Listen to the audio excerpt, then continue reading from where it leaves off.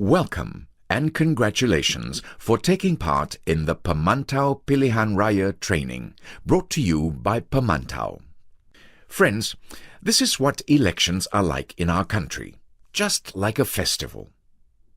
But elections will only truly become a day of people's power when citizens are able to exercise their democratic rights freely, wisely, and responsibly.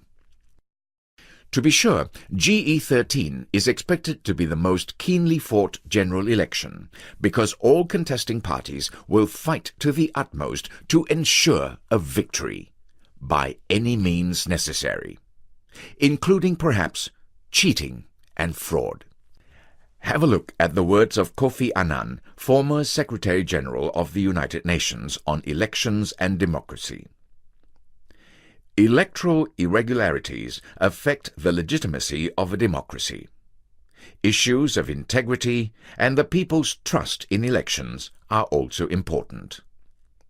But how far do Malaysians trust the electoral processes? According to Merdeka Center, a public opinion research body, 80% of Malaysians have doubts, as shown in this pie chart. The mistrust translated into the reaction of the public during Bersih 1, Bersih 2 and Bersih 3. Malaysians from all walks of life demand clean and fair elections. First, let's get to know Pemantau. It is comprised of Bersih 2.0, Mafrel or Malaysians for Free and Fair Elections, and Pusat Komas. It was established on the 8th of January 2013. It was a strategic initiative of existing strengths among the organizations concerned. That is, Bersih 2.0 has the support of and is able to mobilize the public. Mafrel has experience observing elections domestically and internationally. And Pusat Komas has the capacity to document and publish reports as well as being involved in voter education. After getting to know Pemantau, the next question that needs to be asked is, why should citizens observe elections? Citizens should observe elections because it is our right. According to Article 21(1) of the Universal Declaration of Human Rights, every citizen has the right to take part in the government of his or her country. Citizens also should observe because it is a freedom that we have. This right and freedom, though not explicitly stated, is still clearly protected under the Constitution. Finally, citizens should observe elections to ensure that they are clean and fair.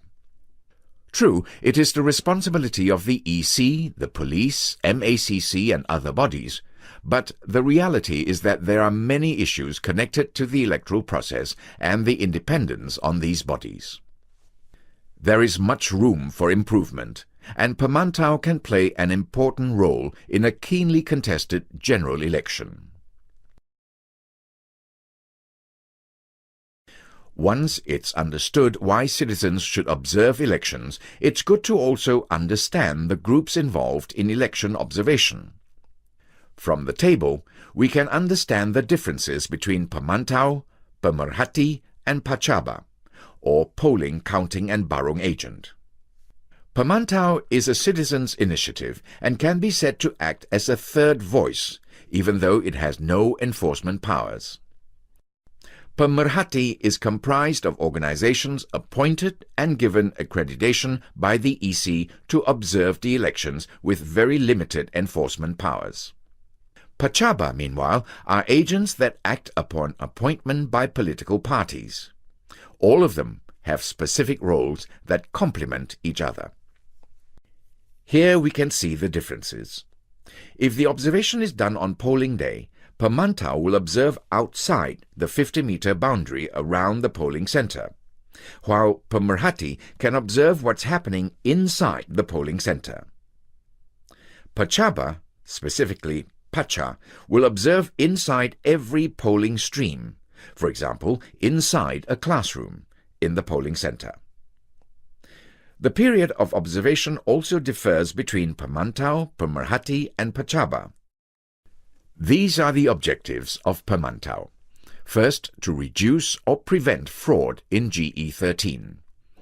We can't eliminate fraud 100%, but the presence of many Pemantau in strategic locations can at least prevent blatant acts of cheating or fraud. Second, to monitor all government institutions and agencies. And third, to empower and uphold people's aspiration for a clean and fair election. We also need to briefly understand the election process. It starts with the dissolution of Parliament by the Speaker of Parliament upon receiving notice from the Prime Minister. Nomination day, campaign period and polling day will be decided by the EC, but elections need to be held within 60 days after dissolution. Aside from this process, there are laws and regulations that need to be obeyed. According to the EC, the campaign period in GE13 is expected to be no shorter than 11 days.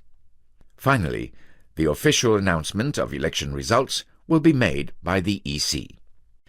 As Pemantau, your task will be summarized into 3 things: observe, record, and report. The scope of work for election observation covers the media, the campaign period, and the polling day. Media observation will be conducted by the Centre for Independent Journalism, CIJ, from the dissolution of Parliament to 2 days after polling day. Specifically, what do you need to observe during the campaign? Let's have a look at the next slides.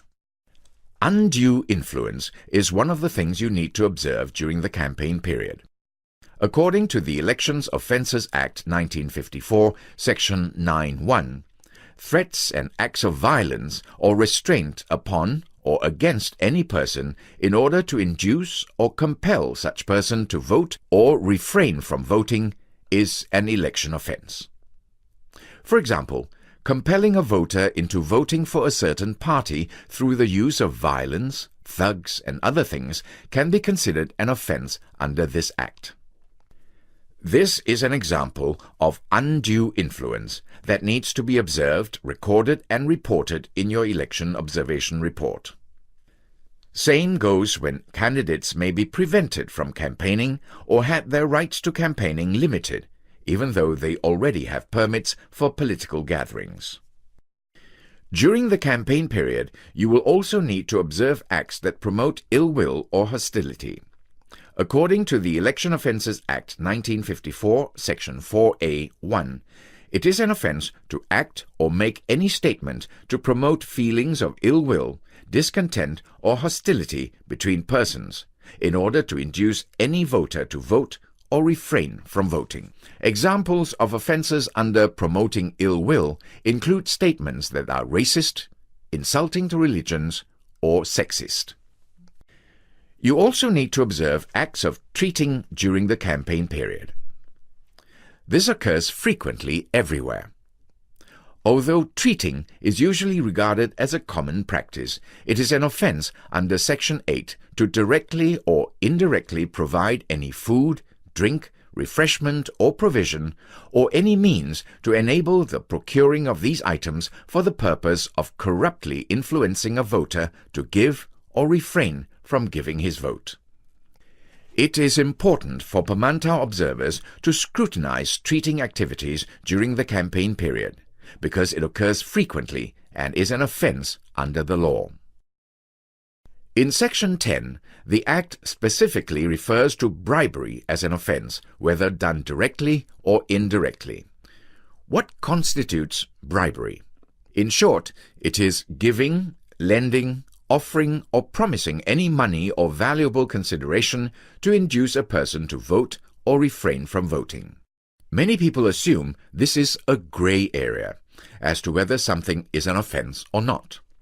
The question is, aren't announcements of development projects to entice votes during the campaign period included under the offence of bribery? Shouldn't gifts in the form of bicycles, hampers, keys to new homes, and other things during the campaign period be considered to be an offence? Bribery has happened in an election before. For example, this is a photo showing vote buying through the distribution of money in a longhouse during the Cebu by-election in Sarawak. You also need to observe the enforcement of new amendments to the law with regards to campaign material.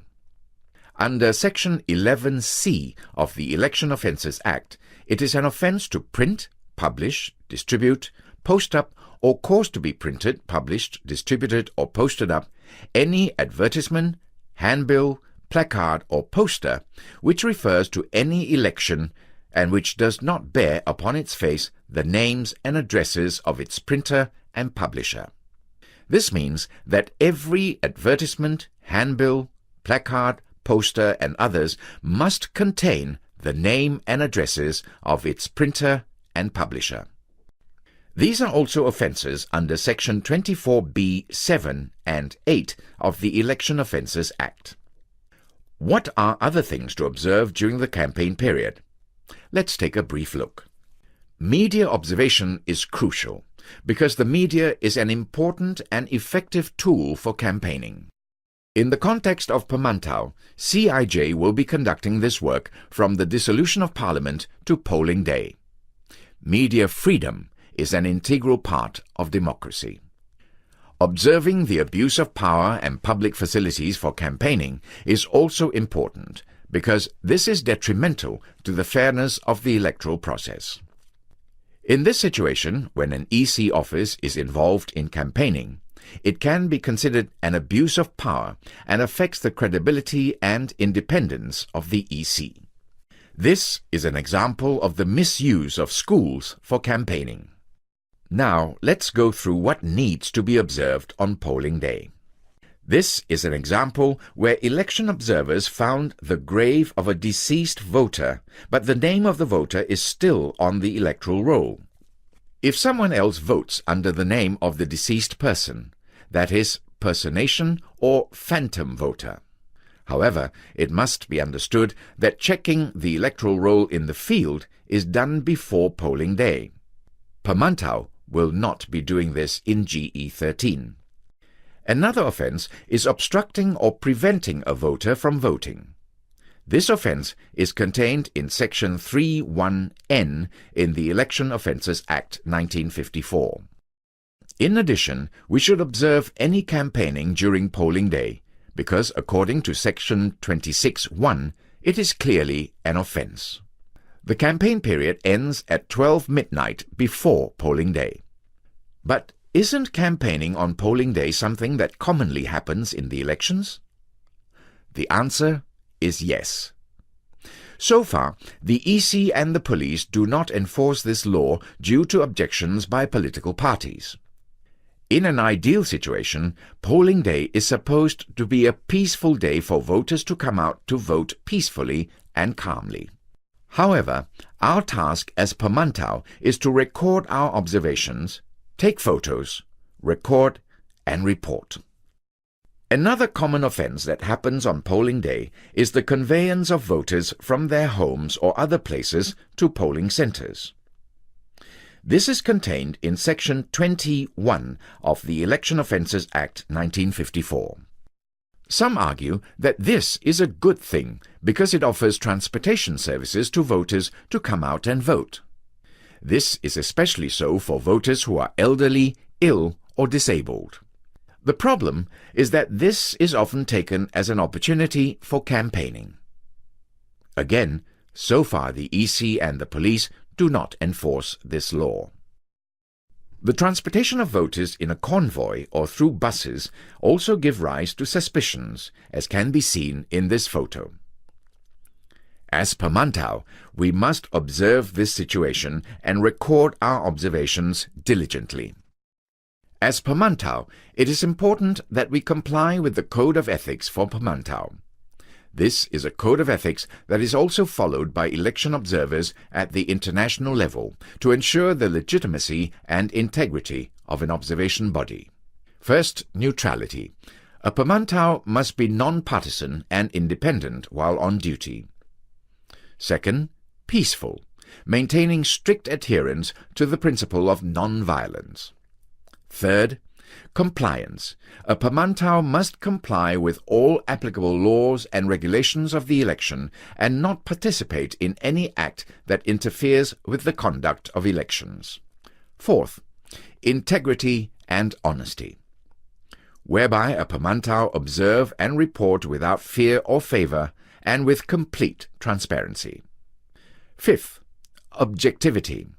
A Pemantau must report objectively both the positive and negative. Sixth, responsibility. A Pemantau must perform tasks in line with the objective and purpose of the observation mission. Seventh, transparency. A Pemantau must be transparent and willing to testify about their methodology, data, analysis, and conclusions. Eighth, confidentiality.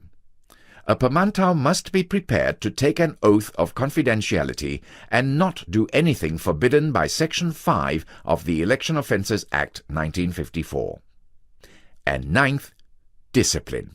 A Pemantau must endeavour to maintain a degree of self-discipline and avoid engaging in any act that may jeopardize the reputation and integrity of Pemantau. This is the code of ethics that all Pemantau volunteers must adhere to. What are the criteria to be a Pemantau? First, a citizen of Malaysia. Second, aged 18 and above. Third, no criminal record. Fourth, agree to adhere to the law. Fifth, agree to adhere to the Pemantau Pledge and Code of Ethics. And lastly, not a political party worker or campaigner. With regards to the Pemantau structure and reporting, Pemantau volunteers will report to their polling centre coordinators, who will then report to the Parliament coordinators of that constituency. Parliament coordinators will then report to their state coordinator, who will report to the Pemantau Steering Committee. Reporting will be done using observations forms which will be provided. A briefing on how to fill out the forms will be done at a suitable time after the dissolution of Parliament. Aside from hard copies of the reporting forms, Pemantau volunteers can also report through online forms and through an Android smartphone app. Detailed briefings will also be done after the dissolution of Parliament. Parliament seats to be observed will differ from state to state. Pemantau observers will only observe between 60 to 70 seats out of 222 Parliament seats nationwide, based on certain criteria including marginal seats, seats with high numbers of new voters, problematic seats, or seats of important leaders. Volunteers will be assigned according to these seats, as well as the availability of volunteers during the campaign period and polling day. This is the Pemantau Pledge, which volunteers are asked to read and sign as an agreement to be a Pemantau. It is very important to understand and adhere to the pledge to ensure the integrity of Pemantau as an observation body for GE13. The same forms will be used by all Pemantau volunteers for complete and accurate reporting. There are three main forms, which are the Campaign Observation Form, the Polling Centre Observation Form, and the Incident Form. This is an example of a form which will be supplied to and filled in by Pemantau. A simple briefing will be given on the usage of the forms. However, we expect that these forms will be easy to use for any Pemantau. Now that you know the importance of a clean and fair election, the objectives of Pemantau, the scope of work, and what you need to observe, you can register as a Pemantau by filling in the form at tinyurl.com/Pemantau or get further information at pru13.info. You can also like the Pemantau Facebook page and follow us on Twitter at Jom Pemantau. Members of the public are encouraged to use these channels to make complaints about election misconduct during the campaign period and polling day. You can use SMS, phone, Twitter, the website, or email us. These complaints will be verified first by the Pemantau Secretariat. But wait, how much time do you need to dedicate as a volunteer citizen observer? You'll need to attend one last briefing upon dissolution of Parliament, which may take several hours. We are requesting Pemantau observers volunteer a minimum of 4 days during the entire campaign period and a minimum of 4 hours on polling day. A duty roster will be set up by your state coordinator in consultation with Pemantau. In summary, we hope this training session has helped you understand Pemantau. Take action by first registering as a Pemantau. Second, recruiting additional volunteers and publicizing state or parliament-level trainings. And third, report to your coordinator as soon as Parliament is dissolved. If you are unable to observe the elections with us, you can still support Pemantau. We are currently running a 10 ringgit for Pemantau campaign to raise funds for the deployment of vast numbers of citizen observers during the campaign period and polling day.